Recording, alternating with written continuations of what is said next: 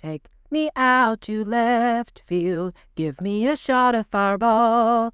Give me some high fives from Marc, Pena, and a hug from Jeff Cross as we stand on top of the tables. Hearing the horns, that's a blast. For it's 1, 2, 3 shots from the cannon with the ladies of left field. Hey, y'all. It is game time with the ladies of left field. Jordan here with Katie and Casey. Hey, y'all. And we have a special guest who should not surprise anyone that we brought him on to preview baseball season. It's Marc Pena, a.k.a. Occupy Left Field. How's it going, everybody? Good to be back. Well, the fact that Marc is on the podcast really makes me feel like it is actually baseball season. Like, it is time, y'all. Let's do it. But we'll start off with Hot Girl headlines, as we always do, and I'll kick it over to Katie to start. all right, y'all. So, yeah, I previewed the Super Bowl, so we might as well go over the Super Bowl, even though it might have been one of the boringest ones to watch, especially in the first half. So, by Jordan, be traveling and not being able to find a place to watch it, she didn't miss much. But, no. I mean, the Seahawks defeated the Patriots 29-13. This was their second Super Bowl championship in their franchise history. I mean, hell, y'all, it's like Vegas knew, everybody knew. We all should have just bet all of our money on the Seahawks and we would have been rich. But like I said, the first half was pretty boring. It was a big defensive battle. Seattle's defense was dominant, controlling it pretty much the whole time. New England tried to make it kind of competitive in the second half, but still Seattle's defense just came through and kind of shut it down every time. They kind of just started to have momentum. So there you go. I mean, I feel like the talk of the town was halftime, so we'll get to that also.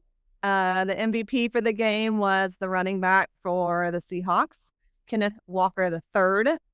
He really played super well. He had 135 rushing yards. The tale of the two quarterbacks we came into, Sam Darnold really played well, and your little boy Drake May, not so much. Seattle's defense really got to him quite a bit. So there you go. I mean, a little Super Bowl recap. And everybody can share their thoughts on Bad Bunny. What'd y'all think?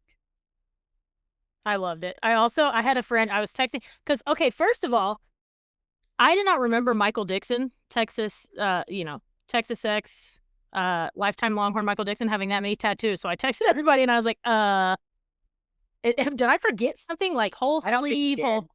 Yeah, I don't think so. He was here. I noticed that too, Jordan. That's funny. I noticed that too, and I was like, okay. But my favorite was someone said, yeah, the only two people that showed up in this game were Bad Bunny and Byron Murphy II. And I was like, another Texas X. I was texting everyone being very obnoxious. But it was cool to see some Longhorns ball out there. Like seeing Byron Murphy, and I was like, wait, I know that guy. So that was fun. Also loved the halftime show. It was so much fun. And I don't know most of Bad Bunny's lyrics. Like I could pick a few out just taking 6 years of Spanish between high school and college, but it was awesome. I loved it. I didn't watch it. Case didn't watch it. But yeah, I thought, it is what it is. I like those halftime show too. I liked it a lot. I thought it was cool and well done. So I didn't watch anything. The only thing I did watch was the game. I did not watch anything leading up to it. Literally we turned the channel right when it started and watched any kind of because there was just other stuff on. We had all three of our TVs on, but I was like, we were watching golf. I think we were watching basketball games. Just different stuff I was like, I don't need to see 40 stories about the same. Yeah. Well, also again, like you kind of mentioned, I couldn't find, I was in Columbia, Missouri for work, couldn't find a restaurant that was open with a TV. And then when I went to our hotel restaurant, the TV didn't work. So I was watching on my phone, but I didn't feel like I missed out on much otherwise. I don't even think there are any great commercials unless one really spoke to y'all.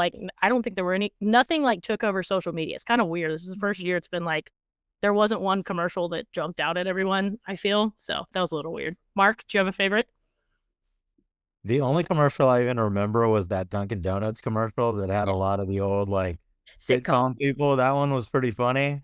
And I was super disappointed. Like y'all mentioned, the game was pretty boring and the commercials were awful. I did not like any of them, but the Dunkin' one made me laugh. And that's probably the only one I actually remember. So yeah, that one was good. That's I knew so about. weird. I had already heard about the one with Lady Gaga singing the Mister Rogers Neighborhood one, so I knew right when that one started. I knew what that was about, and then I knew about the Budweiser and the eaglet thing. You know, I did think that was funny at the end when the man goes, "Are you crying?" "No, I have something in my eye," or like allergies or something. And then there was one other one I thought, not so much that I thought something about and I just saw something on the news about the Ring camera, like missing, if your pets get lost, and it shows how that one girl brings her dog back to the other neighbor girl or whatever. So I was about to bring that up, Casey. There's been a lot of controversy about that. I know. That's what I was. Because people think that it's like they're like surveilling people now, and they're like, Yeah. why would they advertise something like that? There's like a lot of people that are like disconnecting their cameras now and like taking them down. So I thought that was kind of wild. Yeah, I saw that on the news just now. I didn't see the commercial live. That's one of the many ones that I missed while I was trying to get the restaurant TV on. But I'm like the queen of Ring cameras just because I like to watch the dogs all the time. So I was like, well, oops. I can't. I have too many Ring cameras to watch the dogs. So I'm stuck now. Well, Ring basically admitted that they can use your camera for whatever they want and help you find your neighbor's dogs without asking you for assistance. So that likely means they're looking at your cameras for other stuff as well. So be careful. They're watching me in my living room. It's gonna be a recreation of whatever, like our one of those for me watching the Stars game that one time. Yeah. Apologies to the Ring people. Now you're not gonna see anything fun. Yeah, I felt like though, like even leading up to it, like what we were saying on Sunday, it didn't even seem like it was a Super Bowl Sunday. It was like, oh well, whatever, blah blah blah. It just didn't have much, firepower in it. Either there was nobody. I guess maybe you do have to have somebody that you really dislike if you don't have a team that you like, just so that you have like some interest. Yeah. Well, because otherwise, like in the game, it's just like. I remember thinking at halftime, the kicker is going to get the MVP. Like, Yeah. What? That's sad. Oh, funny. Well, the other big thing happening all over our TVs right now is the Winter Olympics. I'm not sure if you were thrilled by the Winter Olympics, but it's on all the time. Case, you got any news? Well, I'll just give people the headlines that they probably have heard, even if they haven't watched it. Lindsey Vonn broke her leg.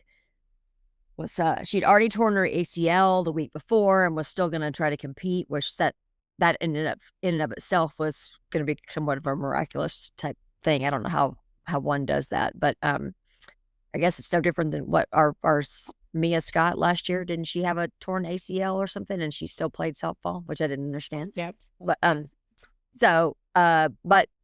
when she went down, like right when she started, she had a fall. Put her arm on that flag. Yeah. And so she was saying that it had nothing to do with the ACL. This was a completely different injury, but she's done. And so her skiing time is over, I believe, or at least in the Olympics. In the medal count, Norway is leading with a total of 12, and they have 6 gold, which is the most gold. Germany, Sweden, and Switzerland have 3 gold. And they have a total of 6, 6, and 5. And then the United States has 2 gold, 7 medals. One of the golds is the I do actually know this one little part is the U.S. figure skating team. Mm-hmm. So they won. And then I think now all the individuals start their stuff. And that is probably. And then the women's hockey is supposed to be doing really good. They won again today, so they're advancing. And I think men's hockey will start on Thursday, possibly, or maybe tomorrow.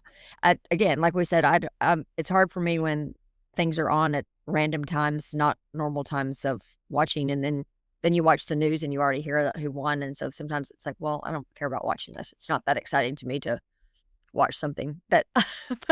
Marc said that on the news the other morning. They were like just telling all the Olympic stuff. And Marc was like, "Hello." He was like, give me a heads up. Like, you're totally ruining this for me. Like, if you want to watch it, yeah. So I don't know. It's just, Winter Olympics is just not really my jam. So there's a couple of things that he was like, spoiler alert, like say, hey, if you want to watch the Olympics later, like turn this off for a minute. Right. Give me a heads like, up. I'd like to know more about hockey because, that's more like, But I feel like that's more my style of wanting to watch something, but I don't.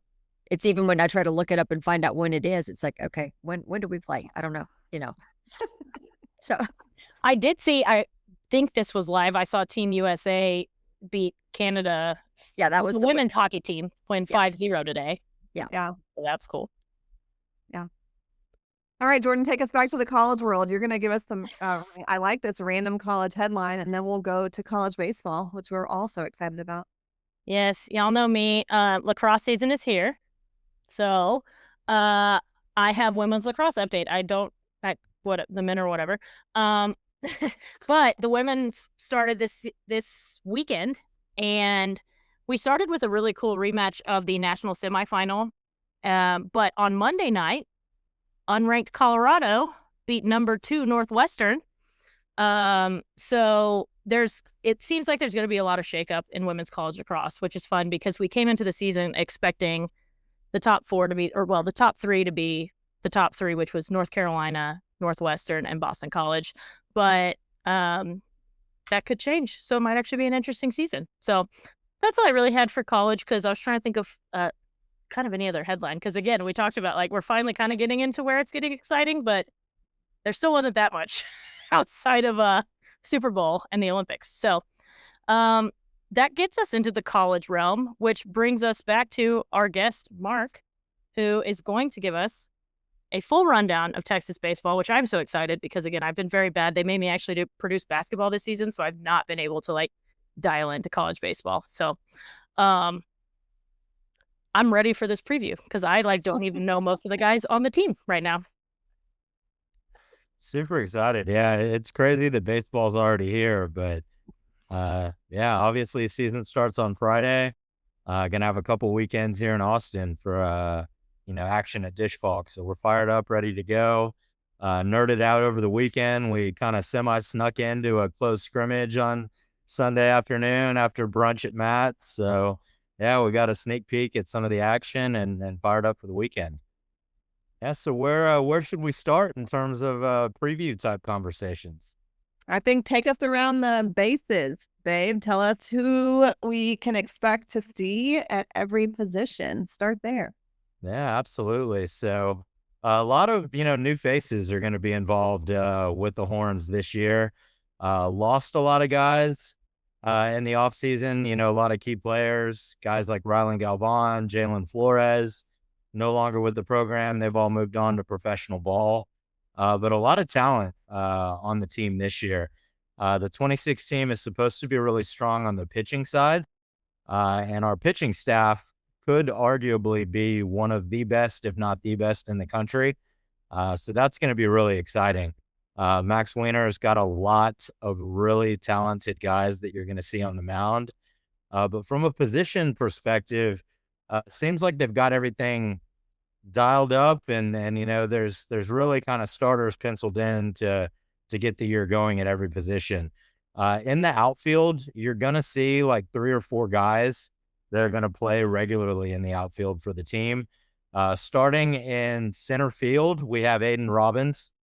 He's a very talented transfer that we got from Seton Hall.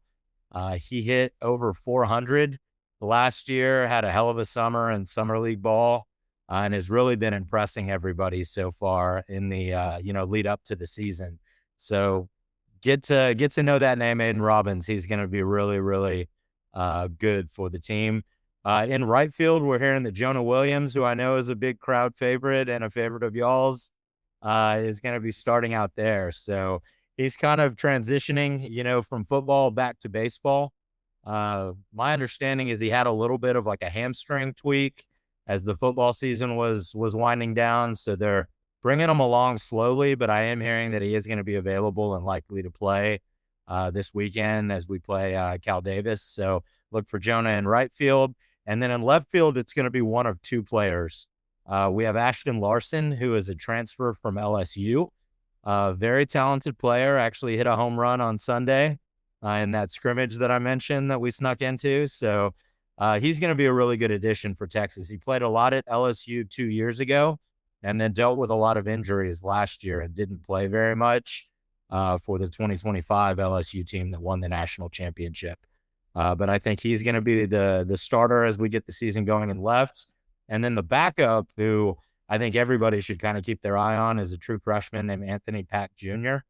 Really talented kid, very, very highly sought after recruit coming out of high school. And he'll round out the starting options that we have in the outfield. From an infield perspective, we've got a lot of new blood as well, but some names that you will recognize. First of all, some of the returners. We have Adrian Rodriguez is going to be playing at shortstop and filling in that position for Jalen Flores.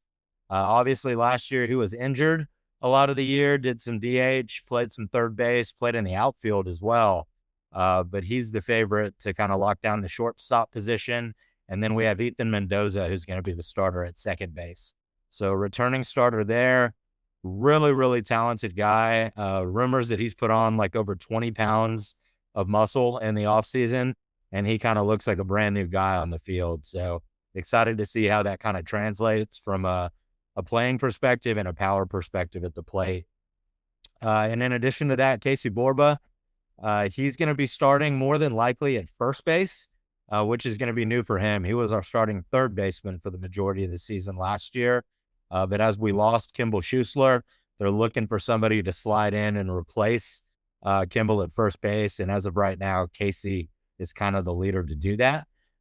From a third base perspective, we have another transfer, kid from Stanford named Temo Becerra. He is a very experienced player that hit over 300 for Stanford last year.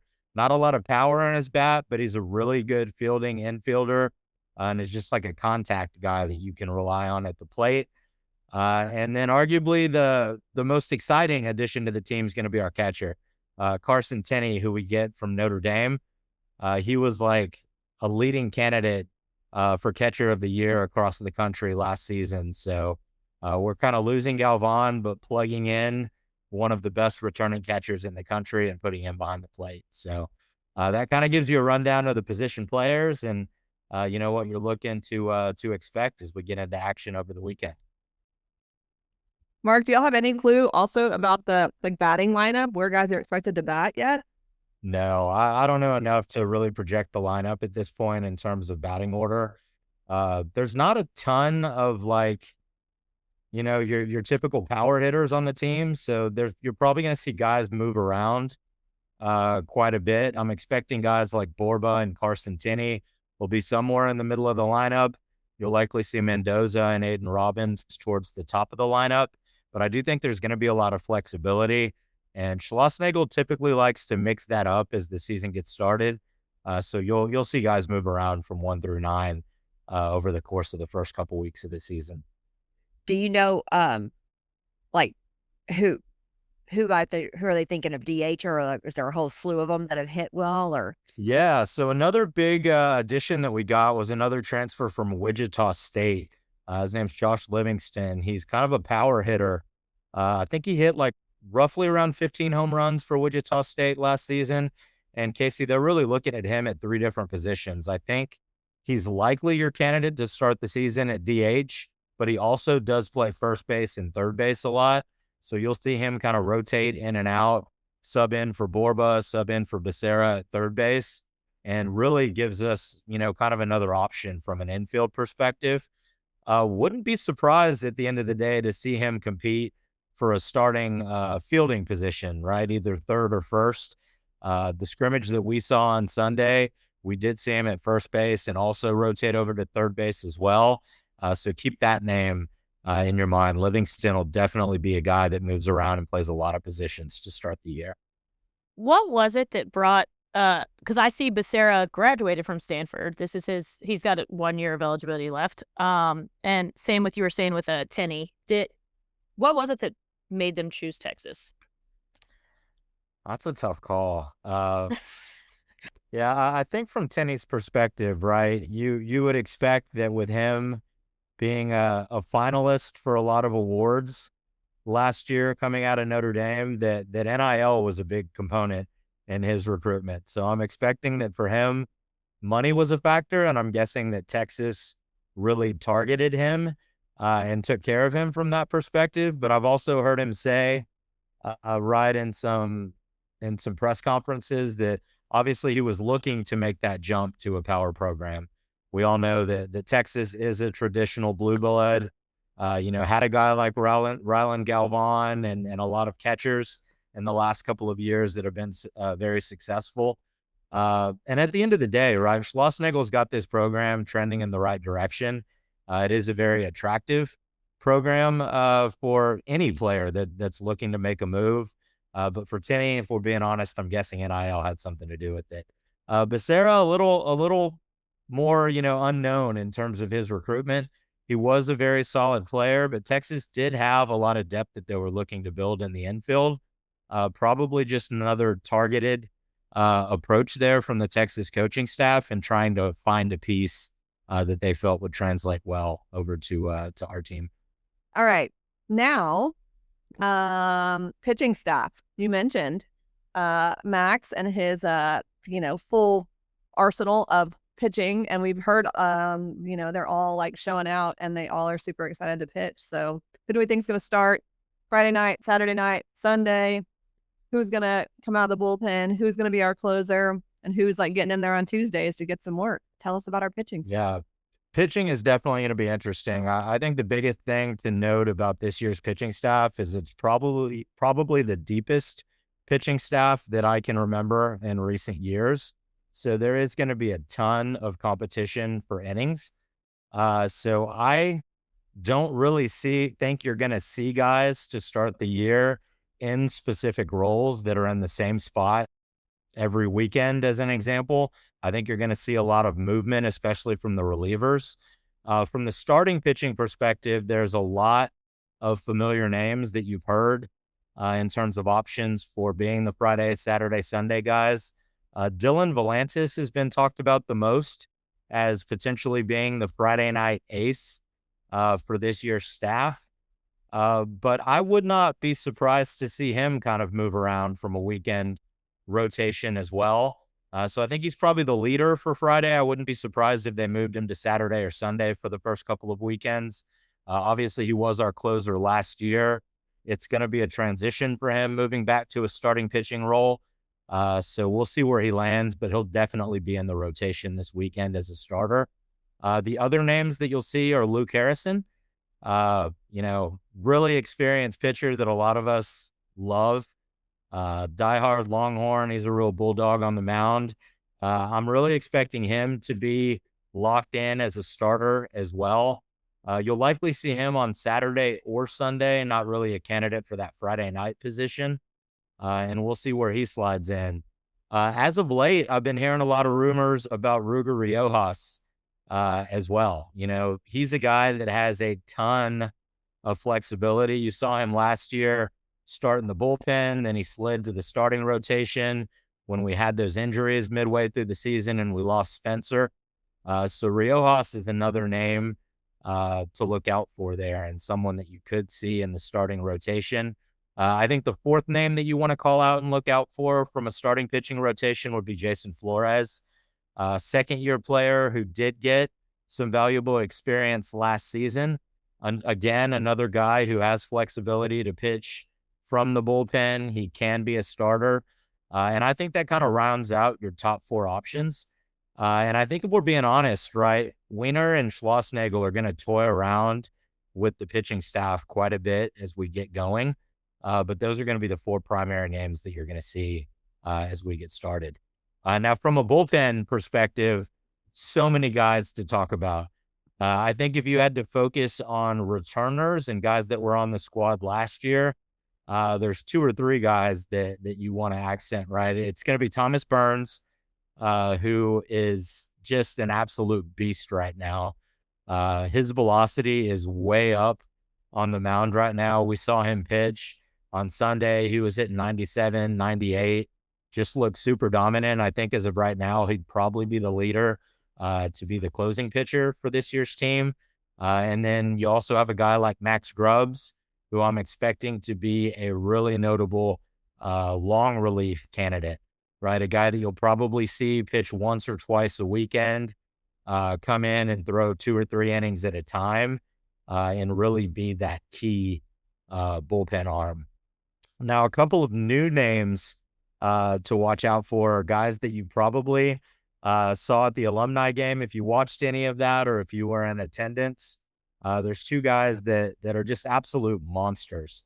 The freshman that pitched early in the alumni game, Sam Cozart. That kid looks like he is 40 years old.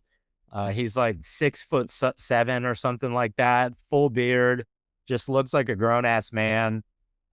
He literally looks like the oldest guy on our team, and he's probably okay. I just pulled up his roster photo. What? That is not. That's not a freshman. No, he's not. Yeah. He said at the beard. At the women's thing that somebody asked him, I think the MC asked him how old he was, and he was like 19. Yeah. He has also he was the one, I think the Bachelor guy asked them all, like, who was the one that you would want to like have your back in a fight? And they were like, him. Yeah, because he was back in the back, with he wasn't up front. And it was like, but he got, kind of singled out because everybody turns and looks at him. Yeah. Wait, he's from North Carolina too. Hey. I'll say a quick little Thomas Burns case was the one who also was like shaking his booty up there on the runway. He was the first one to kind of start them like being silly out there, which is funny. Yeah, I remember we saw Cozart at that toy drive at Bolden Acres, and when I saw him, I thought he was like a football player that had just like come to support, because he looked like he could be like an offensive lineman or a tight end or something like that, but he's a pitcher. So he is a huge kid. And then the second guy that I am really excited about is Brett Crossland. He pitched in the alumni game. In his first inning, I think the second and third batter that he faced, he struck out Skylar Messenger, struck out Dylan Campbell. I mean, just like super, super impressive. He's also got a little bit of a psycho aspect to him. I went back and watched him pitch on the Longhorn Network app the next morning, and he's constantly talking to himself on the mound. Like right before he's pitching, you can just see him talking into his glove. When he strikes somebody out, he's like yelling at himself and trying to hype himself up. So that guy I'm super excited about. He's another name to look out for. And, I can go on and on from a freshman perspective, but I think those are the two that stick out the most. And then from a transfer perspective, we do have a couple of exciting arms that transferred in as well. Hayden LaFew is a pitcher that came to us from Wake Forest. For those of you that may have gone to the Dell Diamond to watch us play Texas Tech in the fall, he started that scrimmage. He's another really big kid. If y'all are familiar with college baseball, Wake Forest has been a really impressive program the last couple of years. They're really known for solid pitching. And he was a top performer on their team that has come over to the Horns. And then the last guy that I wanted to call out is Cal Higgins, another older guy, another big dude, power arm out of the bullpen. I believe he came from Western Kentucky. Saw him pitch on Sunday as well. Just uber talented. This team has so much depth. I don't even know what they're going to do in terms of getting all those guys innings and keeping them happy. But I think at the end of the day, it's a good problem to have. If you've got 15 badass pitchers, you should be there competing to win every game that you play in. Well, and bringing that up, I was going to say how, like, I'm trying to remember last year is like early in the season is like Sauce and Wiener's like philosophy, like the, starting pitcher only goes like 4 or 5 innings kind of thing. Absolutely. Yeah. And I definitely expect to see that, Casey, the first couple weekends. I would not expect to see any of our starters go longer than 4 or 5 innings during their appearances. And I just also think it's based purely on the fact that like he wants to see what he has with all of these other pitchers, right? And as you get the season going, you only get 3 or 4 games a week. So limited innings to see 15 guys throw. So yeah, I would expect to see the starters go 4, maybe 5. For the first 2 weekends here in Austin. I think when you get to Houston, right, that's kind of the first big weekend of the season. You're playing bigger programs like Coastal Carolina, Baylor, and you would expect to see us start to extend the starting pitching just a little bit. But at the end of the day, right, it's been a while since Texas has had guys that consistently go 7 or 8 innings. It seems like 5 or 6 is really that sweet spot. And then you look to set up with guys like Grubbs, Burns, Higgins, all the guys that I named. that are just so quality out of the bullpen. And, they're going to be looking to establish their normal role in relief. Yeah. Speaking of Houston, what would you say is like the most exciting home series and most exciting road series? If Texas fans are having to pick one of each, where should they go?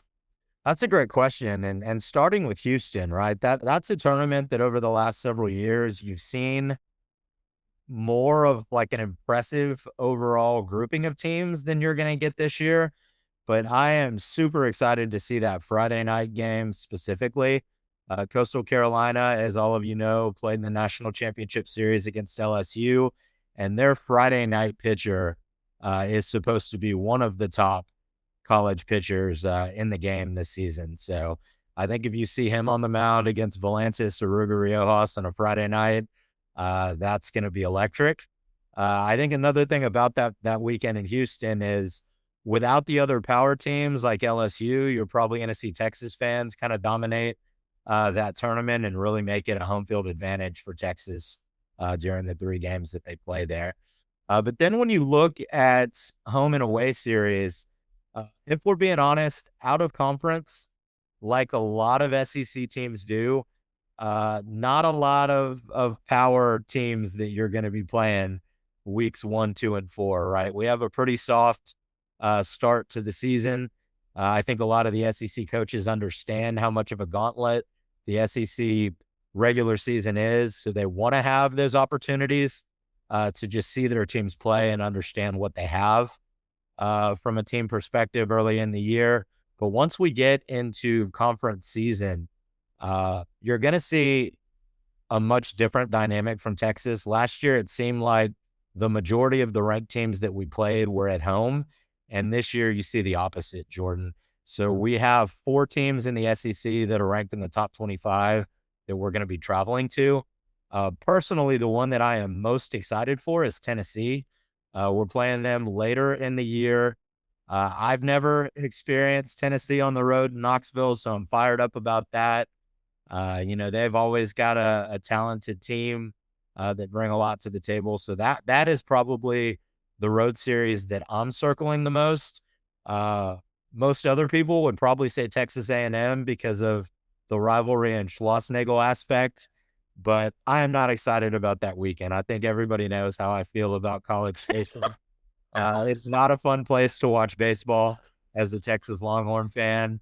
But that's another one to obviously call out, right? And then to round out those ranked road series, we also play at Vanderbilt and at Auburn early in the season. Auburn is a preseason top 10 team who's supposed to be very, very solid. So I think those are the 4 toughest ones, and I would circle Tennessee as probably the most exciting. I gotta And then love from Marc. a home, Who see our faces literally use the A&M, and Casey and I made like the both like the gross, like the grossest face. We're like, nah, I'm not going there. No thanks. Well, I also forget with Tennessee that Vitello's gone. Right. yes, Like, I forget about that. So that's a whole other interesting aspect to going on the road to Knoxville. yeah. But they were able to retain a lot of their talent, right? Vitello's not a guy that left for another college program. He went to the San Francisco Giants organization. So you didn't see a lot of their players transfer out. So they still have a ton of talent. They promoted Vitello's top assistant to the head coaching role. So they kept a lot of their momentum there. So I'm expecting that program to continue to cook and just be a really, really solid SEC program. Vitello did take Frank Anderson though, so they did lose their pitching.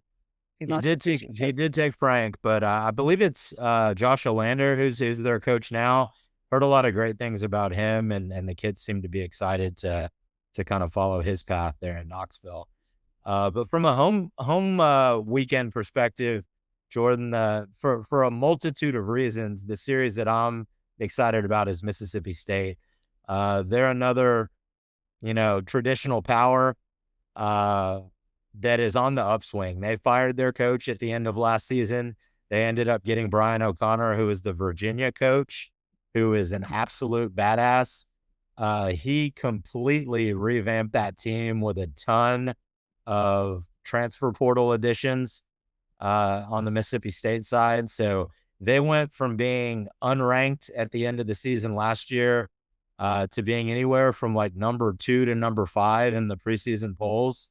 They are expected to be one of the top 3 SEC teams this season. And another component to that, right, is just the Mississippi State fan base. They are awesome. We know a lot of those guys.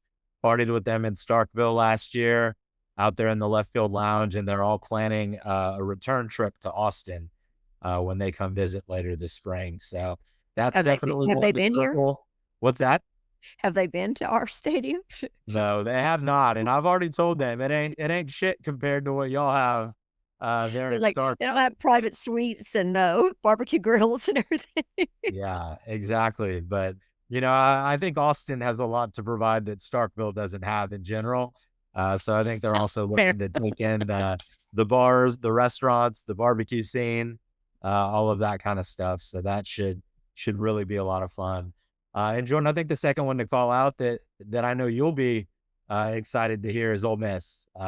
We start Oh, yeah, SEC damn right.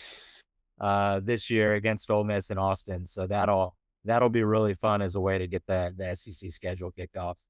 That one's going to be it's going to be so much fun, but y'all, that's going to be a mess. Cause obviously I know Ole Miss fans, like I thought about trying to come back for that, but my liver probably could not handle Houston and then only 1 week off and then Ole Miss. Yeah.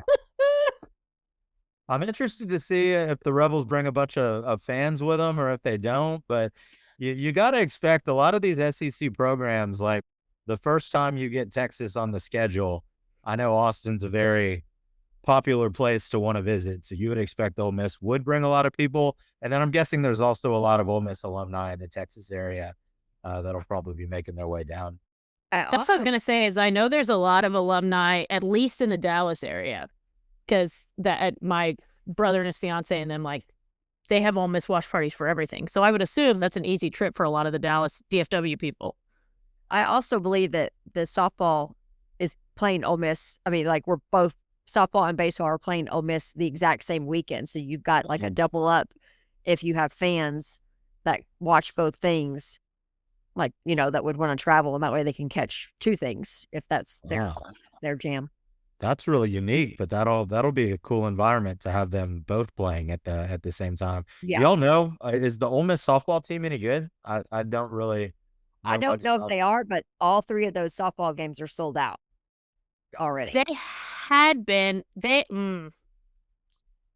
I can't remember now. I remember watching a little bit last year. I can't remember. They have been in the past, but it feels like almost every SEC softball team has hosted a regional like in the last 5 to 7 years. They're all good at some point. So I just didn't know if they were currently like a ranked team or anything like that.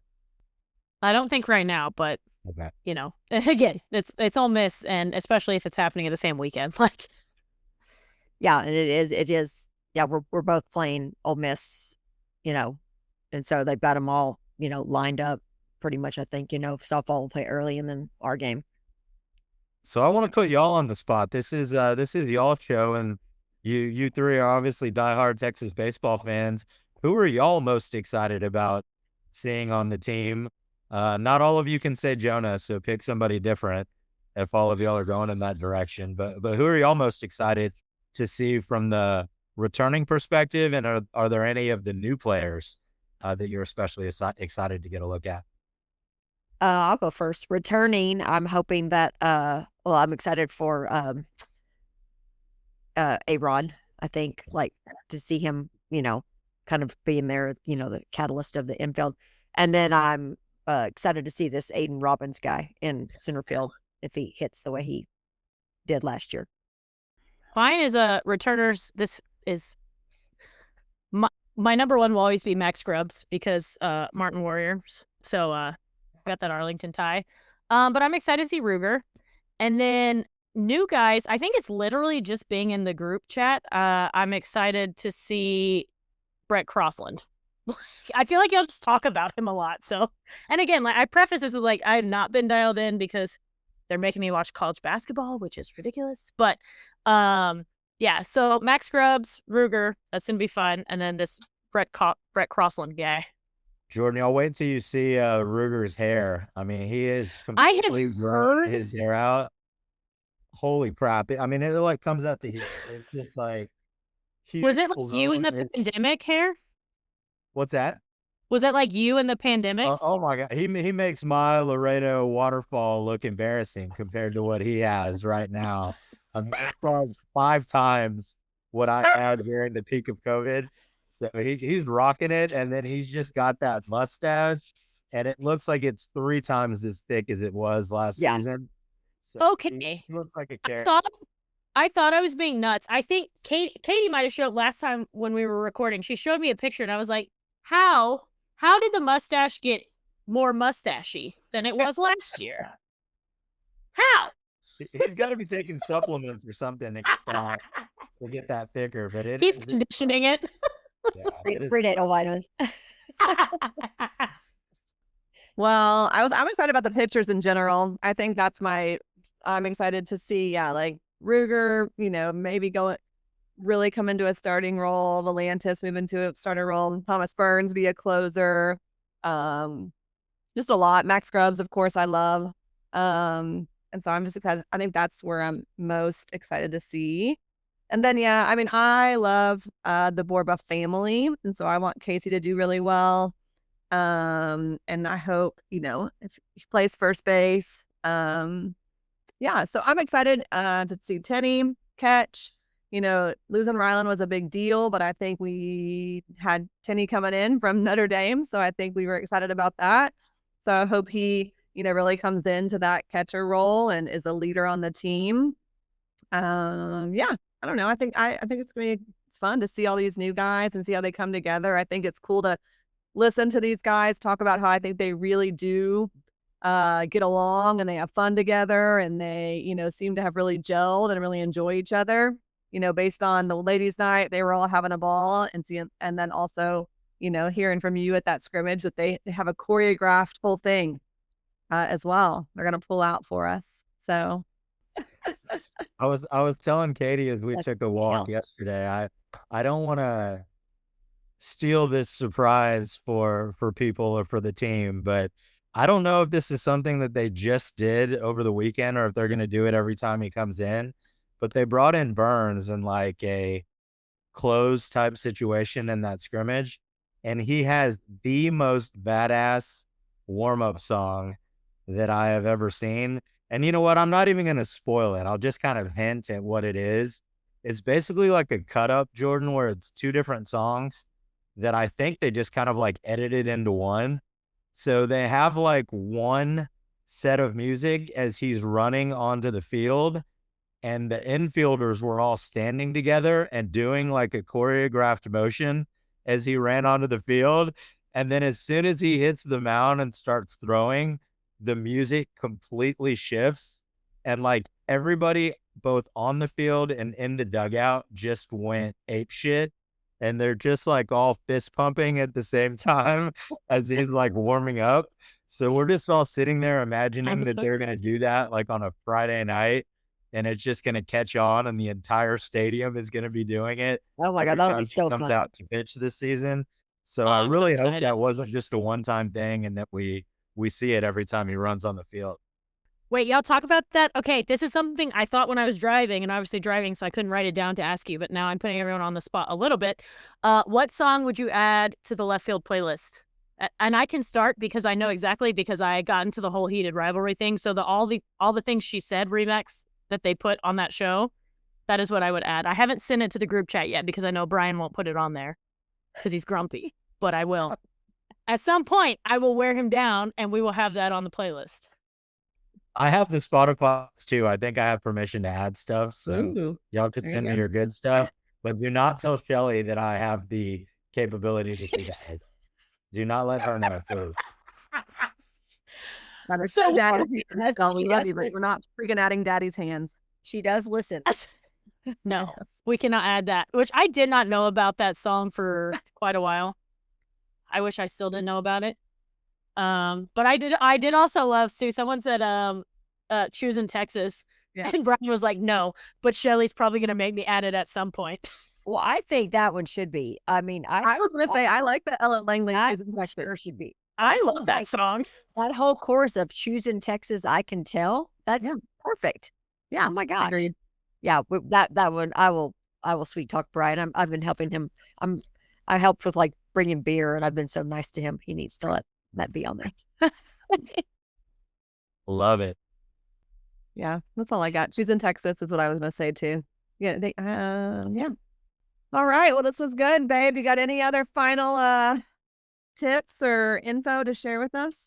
Yeah, nothing real notable. Again, just super excited for, the listeners out there. Just want to encourage people to get out to left field and to dish falk, especially this weekend, right? The weather's going to be beautiful. Feeling pretty lucky. Like it's supposed to be in the low 80s on Friday, which is very rare for the start of baseball season. So I think all of the first 3 games should be like 70 degrees or above as we get going. So just want to encourage people out there to come support the team, get fired up, and make a difference there at Dish Falk. We are so ready to go and ready to be back out there with the left field family. So I appreciate y'all having me on, and looking forward to talking more Texas baseball with y'all.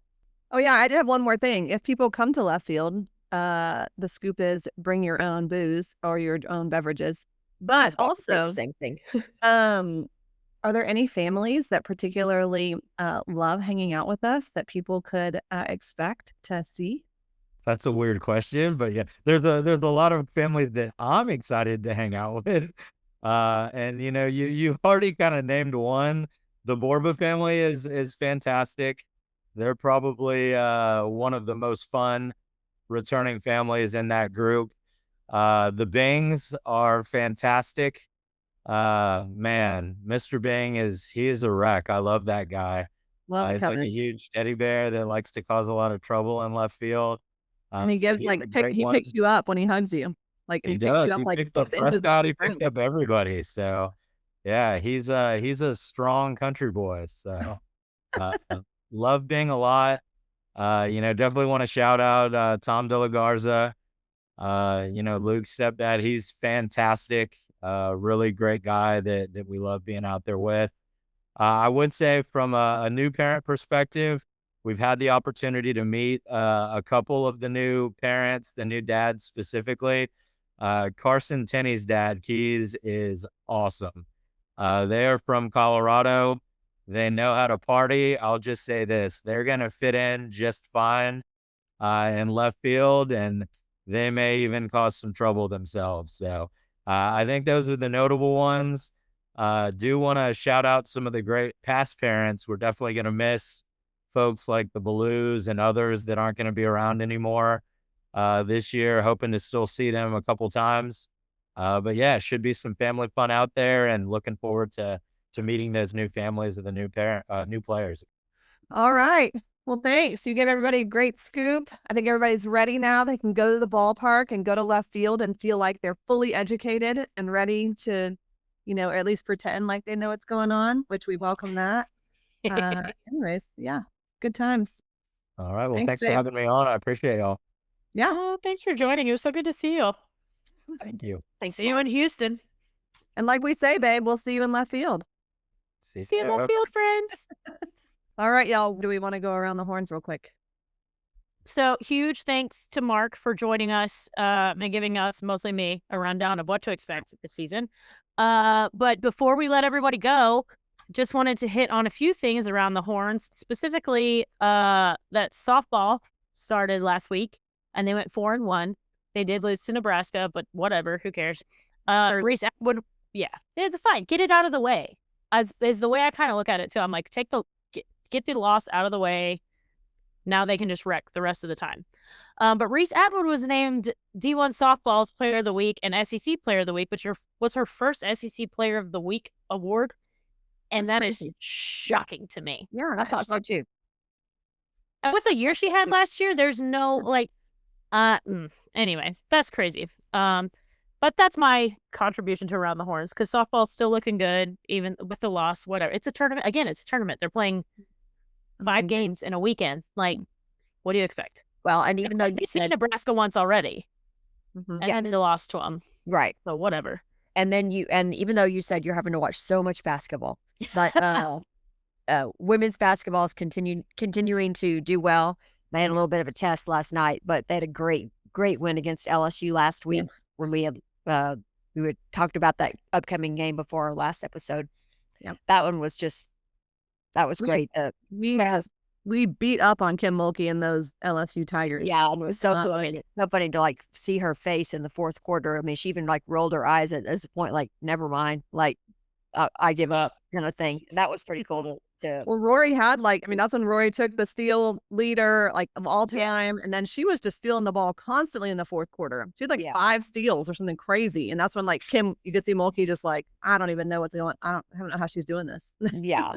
And then last night, gritty win against Kentucky. Had to kind of fight that one out, but it was good to see that when you have like Maddie Booker, she was assisting, but she just didn't have the point, total going last night. But then Justice Carlton and so many others stepped up.